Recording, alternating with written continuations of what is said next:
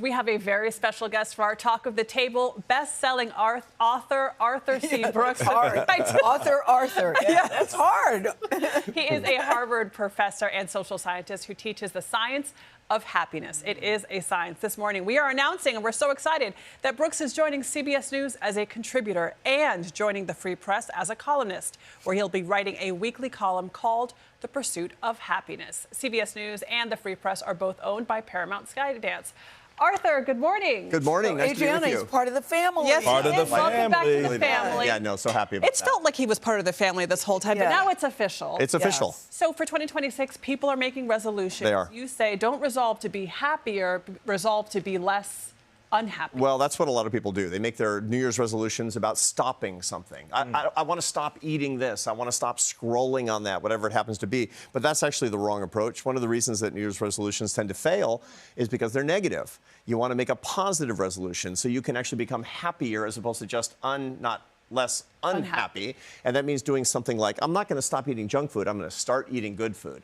I'm not going to stop scrolling at night. I'm going to take a good book to bed. You get my point, I got right? you. And that Yes. will give you more success. Framing it differently. That's the kind of science of happiness that we'll be bringing every week to the Free Press and here to CBS, is news that people can actually use and live a better life. But I like what you said, too, in your first column. You said getting happier is a skill like any other. Yeah. You give the analogy about being a doctor. Yeah, no, 'Cause exactly I didn't know right. you could make yourself. I didn't know it was a skill. I Yeah. just think either you are or you're not a happy person. You know, that's right. And, you know, a lot of people get it wrong. They think that happiness is a feeling. Yes. And they're hoping for better feelings. Well, that's not how feelings work. Feelings, emotions, they exist to actually give you alerts and warnings about what's going on around you. You need to make the decision to live in a different way if you want to be a happier person. You want to take control over it. And that's something you can very much get better at. That's why I've devoted my life to the science of happiness for that reason. But even your own wife says that you were not a happy person. That's why I devoted my life to it. But that surprises me, because I would have thought that would be your skill set. You said, but even you were not.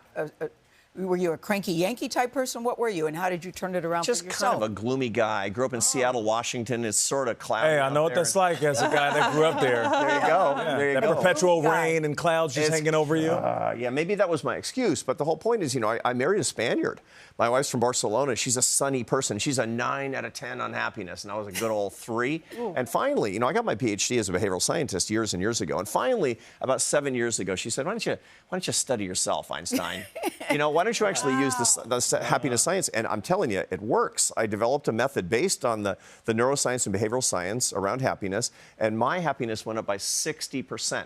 Wow. That's what we want to bring to the world here. So let's talk about that, because some people might be sitting at home saying, you're either happy or you're not. It's not rocket science. Now, it may not be rocket science, but it is science, though. Science. And you say that there are people that are genetically predisposed to being happy?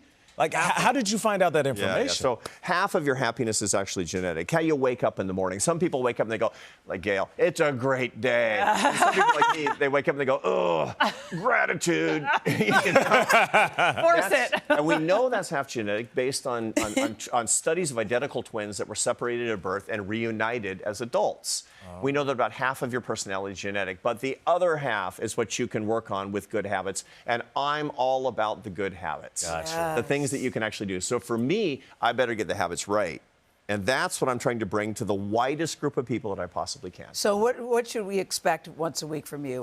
We're going to be learning about all the different aspects of how relationships can make us happier, how habits can make us happier, how work... Can jobs make you happier? Well, jobs won't make you happy, but your attitude toward them can make you happier. And here's the hack. Here's the cheat code. Yes. It's not about money. It's not about position. It's not about prestige. It's about earning your success with your hard work and serving other people to the extent that you believe that you're serving other people. And I've got 7 ways in the work that I do to make any job into a service job.